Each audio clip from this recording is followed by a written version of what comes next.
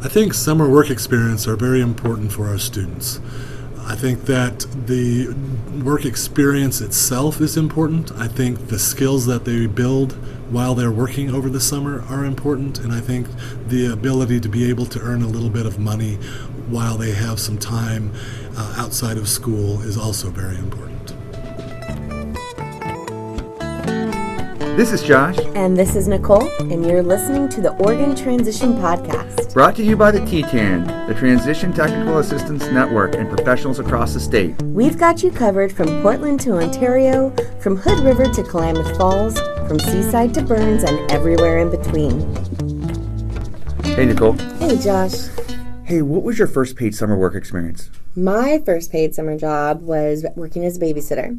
I learned a lot. I learned that I loved working with kids. I learned how to communicate with adults. It really set a course for how I got into this career that I'm in now. And Josh, what did you do for summer work? My first summer job was in between my junior year and senior year in high school, and I was a summer camp counselor. And I was working in an overnight camp in Pennsylvania for 2 months, and I lived in a cabin with a few other counselors and campers, and I also taught lacrosse. And like you, I learned a lot of good communication skills. I learned work ethic. I learned that we had things we needed to do, and we always had to get them done. I learned how to stay positive with the students and try to give the campers the best experience possible. And I loved it. I couldn't wait to go back the next summer. And it really gave me my first experience that maybe I should look into becoming a teacher. Summer work is so important. It really sets up students for a potential career path. It gives them that first paid opportunity where they start to feel like adults.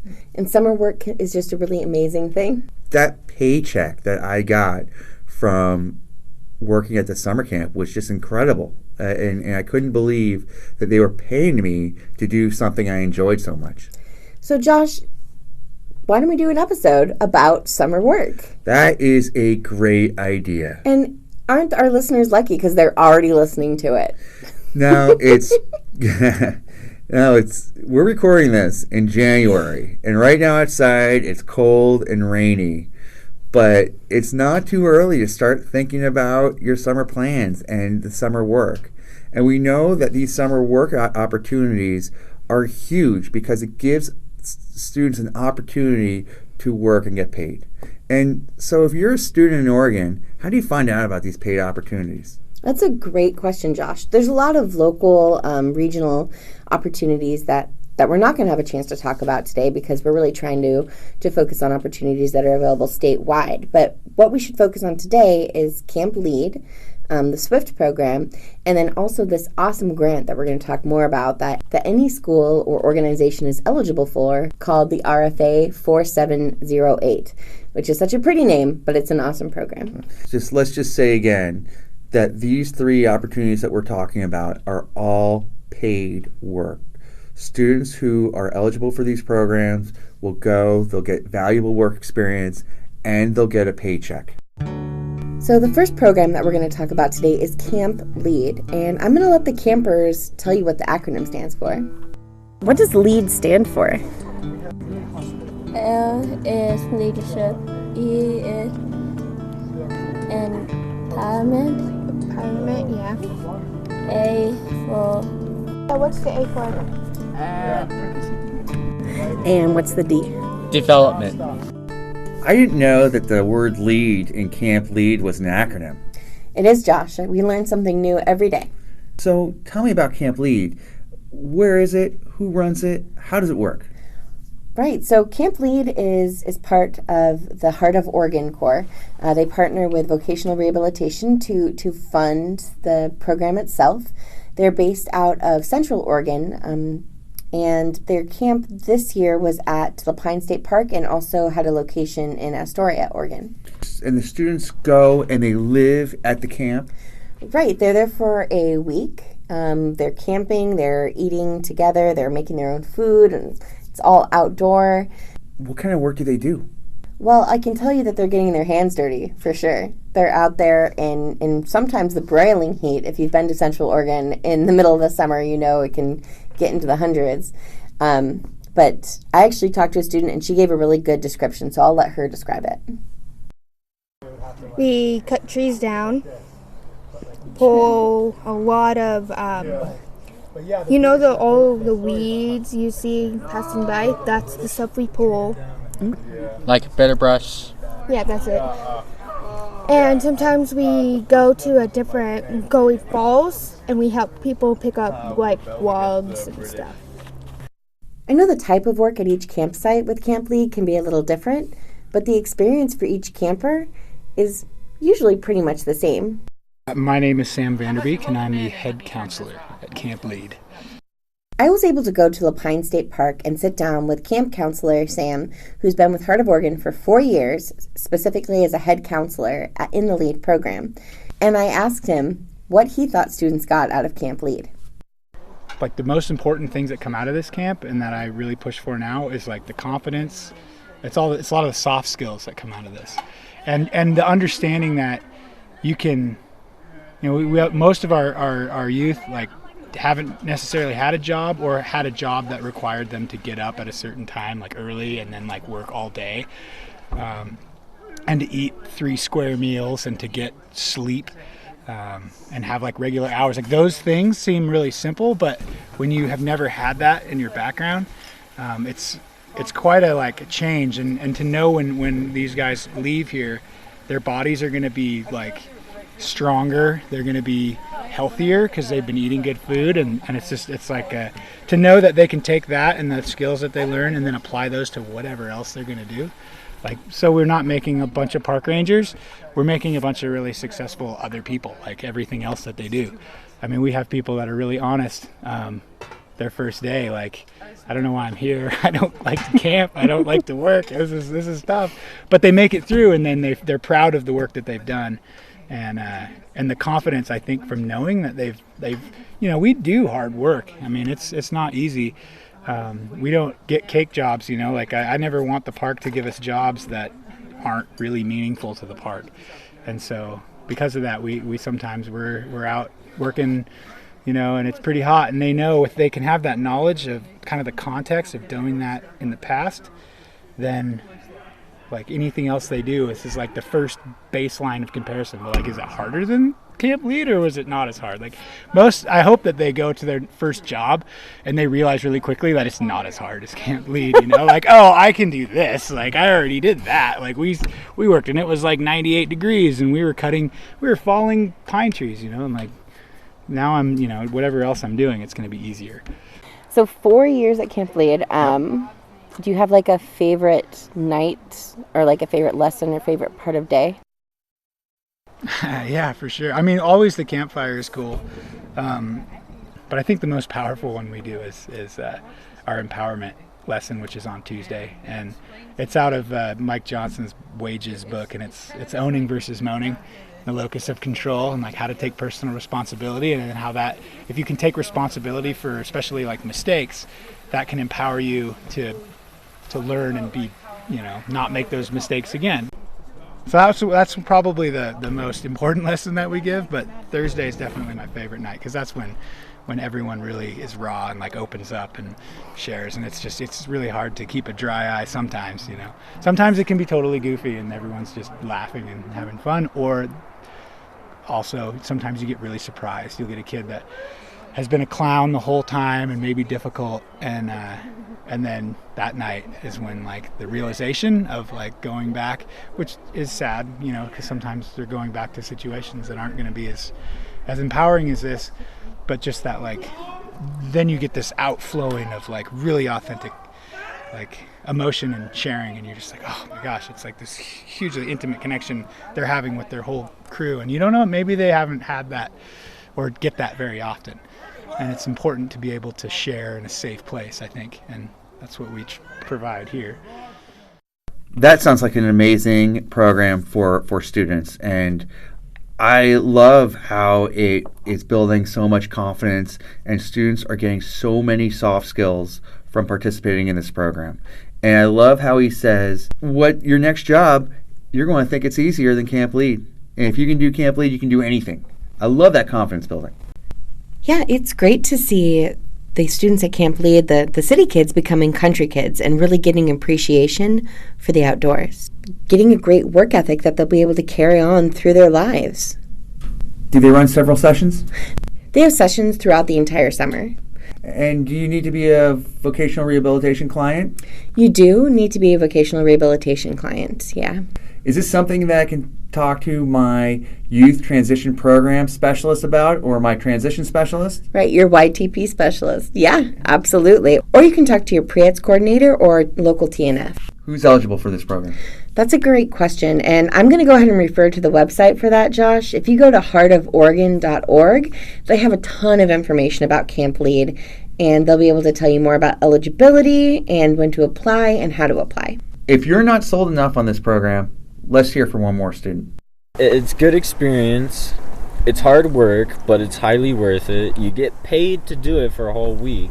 You get to be out in nature. You get to make new friends, and if you get along with everybody very well, they could become part of your family without being blood related. Nicole, you just used two acronyms, pre-eds and TNF. What does that mean? Right. So pre-eds are pre-employment transition service coordinators, which is what I do. And they're people that support students across the state with those pre-employment skills. And TNFs are transition network facilitators who support schools and teachers and students, again, with the transition process. And it's what I do. Yes. And so for more information on that, come to our website, go to our Facebook page, click on some links, and you'll hear all about those things in our next episode. And you will get links and contact information for your pre-employment transition specialist and your transition network facilitator. Correct. Let's talk more about summer work experience. Summer work is important because that's when the students have their time off and they can really get a full work experience.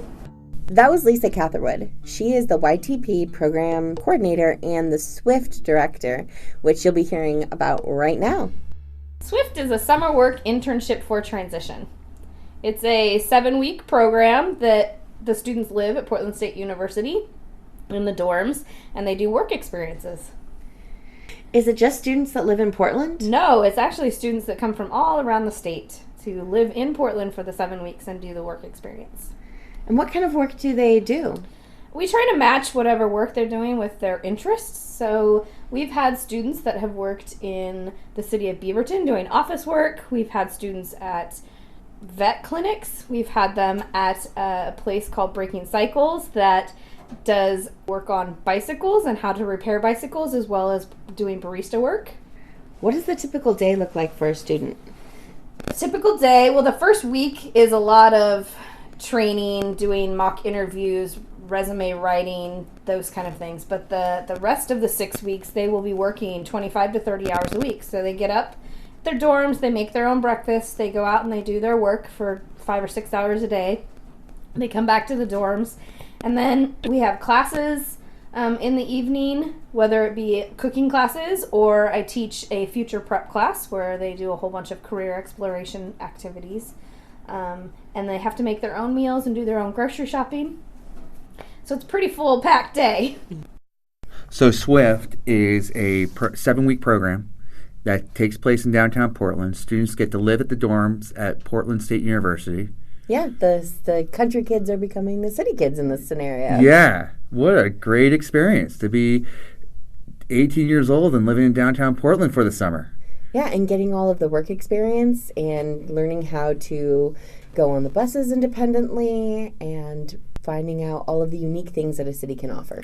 Right, and most importantly, learning how to budget your money, because there's a lot of places that you can spend money in Portland. And students that are living in the dorms are going to need to keep track of their paycheck and making sure they have enough money to pay for their food. And it would be great if they took a little home at the end of the summer. Right, it's a really unique program. Who's eligible? You know, I'll let Lisa answer that question. So the students have to be a participant of a YTP school. They have to be a current client or be interested in becoming a client at VR because they have to be in plan by June 1st before the program starts with VR. They have to be 16 years of age to 20, an Oregon resident that has a diagnosed disability with barriers to employment. They have to be able to work here, and they have to be motivated and wanting to work. They have to be pretty independent because they're living in downtown Portland and they're taking the bus to and from their work site to home as well. What is your favorite thing about the SWIFT program? Is watching the students grow from when they first come to just how much progress they have made in 7 weeks and how much they become a SWIFT family. My name is Haley Searles, and I'm from Baker City, Oregon. Haley is a student who attended the SWIFT program last summer. And you, Nicole, had the opportunity to interview her. Yeah, I had a great summer. I got to go to a ton of summer programs, and SWIFT was the second stop on my list. And I did get to see Haley and a lot of other participants in the program, but she was able to tell me about what she thought about SWIFT and how she was doing in her employment, and we were also able to speak to her employer. This is a really good opportunity. Once you finish the program and try to apply for a job, this is gonna look good on your resume. Not only that, you get job experience. It's free.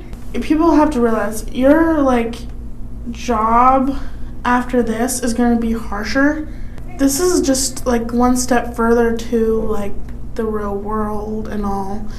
And it was hard for me at first, leaving my family. I've really enjoyed getting to be independent and just kind of work on myself. What do you do at Breaking Cycles? I'm a barista there, and I go with my boss to run deliveries for other companies in Portland because we have our own roastery there.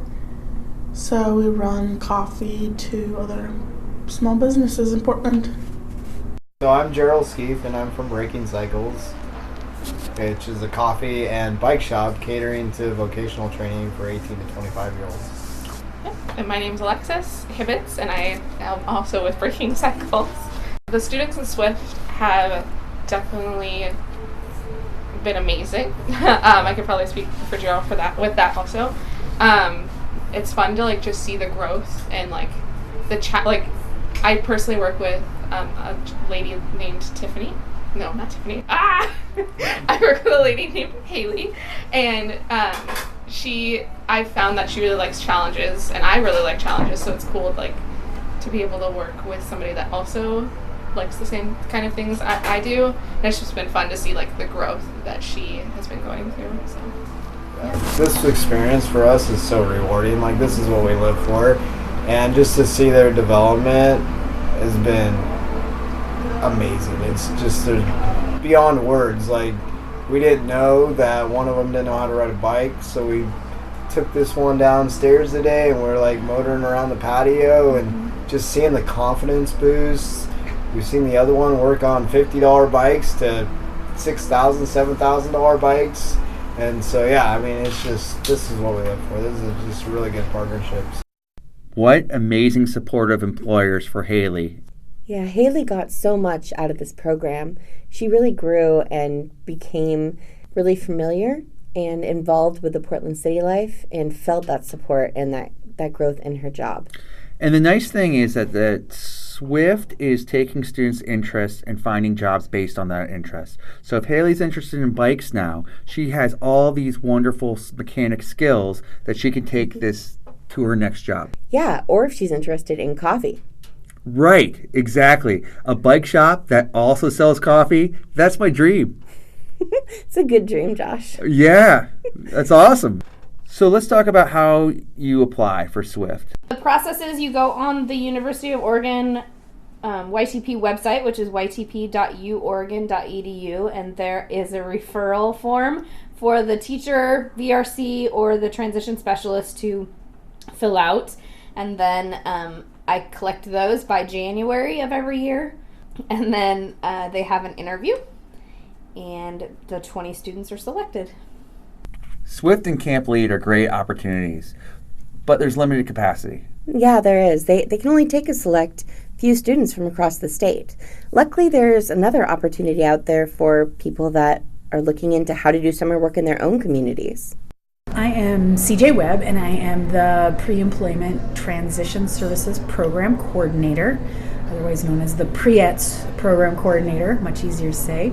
So that's CJ Webb, and I was able to sit down with her at a conference recently, and she is part of the group that helps figure out things with the RFA 4708. Not like the fanciest of names, but a really cool program.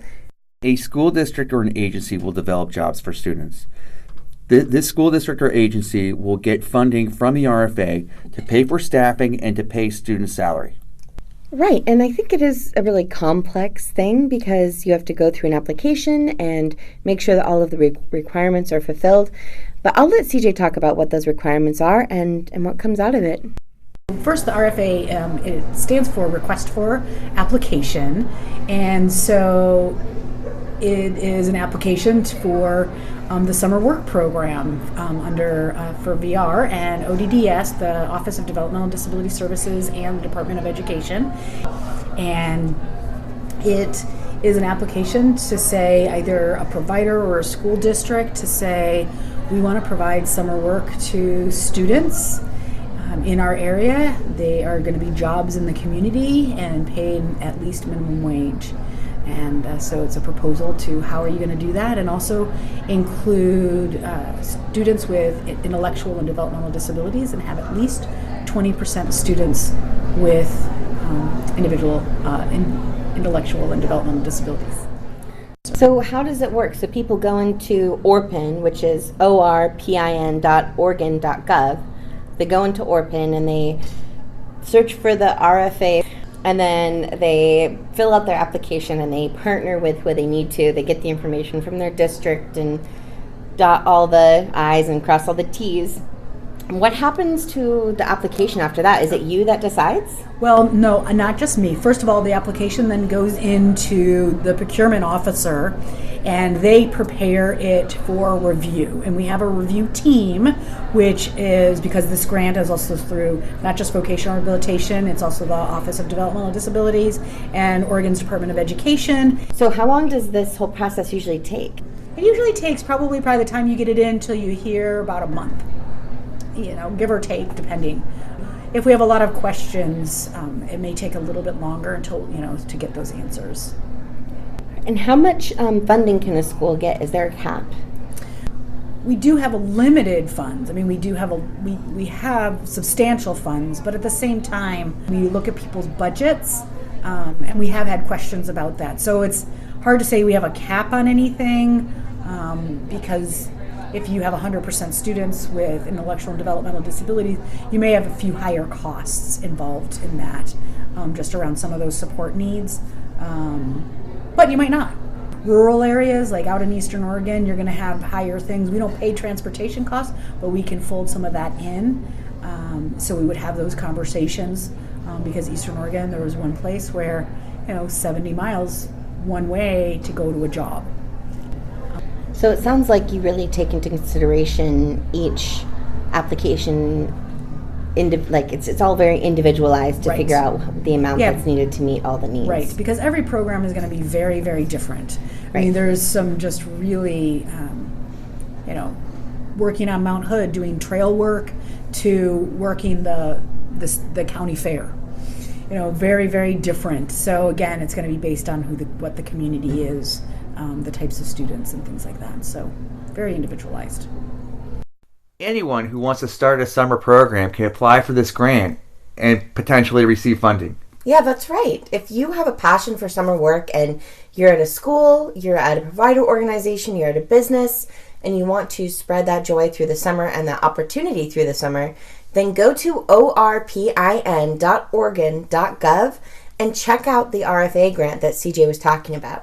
Last summer, I was able to visit an RFA site in Eugene, Oregon that was run by Pearl Buck. I'm interviewing Barbara Sloat from Pearl Buck's Summer Work Experience. Barbara, you have two sites this summer, and it's Glory Bee and Yellow Emperor. Can you just tell us a little bit about those sites? Yes, they're both production facilities. They're both very close to Pearl Buck, which was just fortuitous.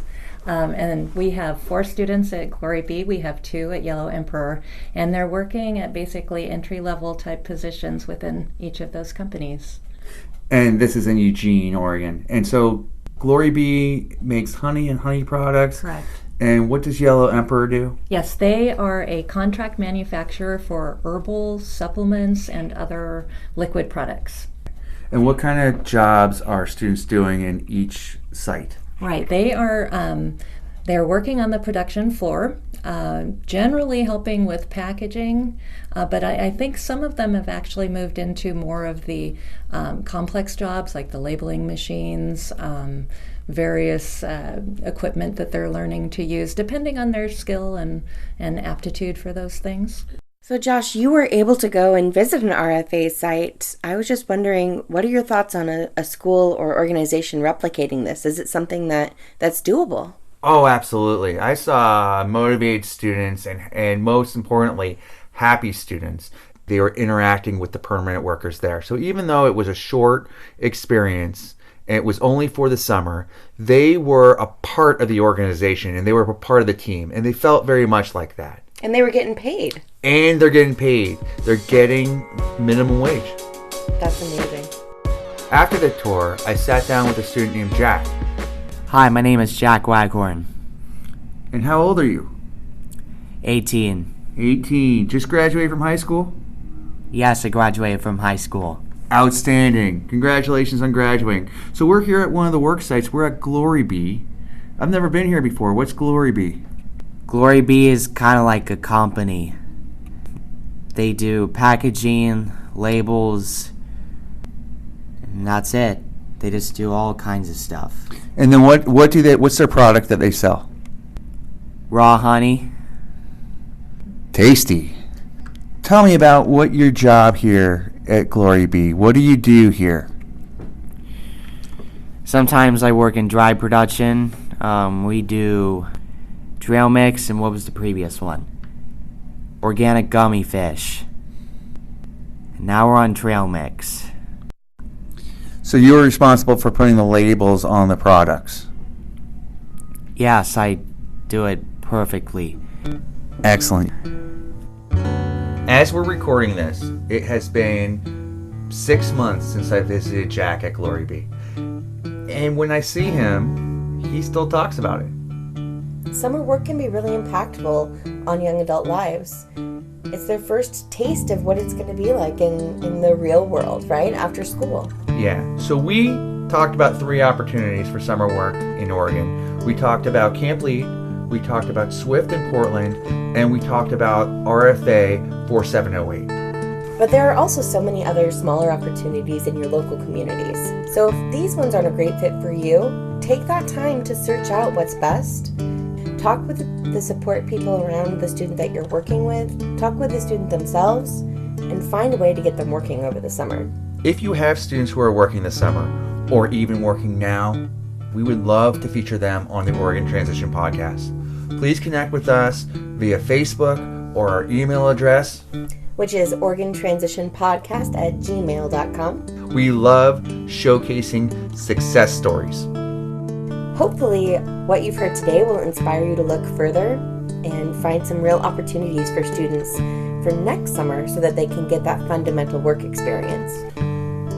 Nicole and I and the rest of the Transition Technical Assistance Network will be on the road with recorders wanting to see your students and their successful summer placements so we can feature a future podcast. Well, that's all the time we have today. So peace out, pod people! The Oregon Transition Podcast is brought to you by TTAN, the Transition Technical Assistance Network, including partners with the Oregon Department of Education and Vocational Rehabilitation. All views and opinions expressed on this podcast belong to the individuals and do not necessarily reflect our sponsoring agencies.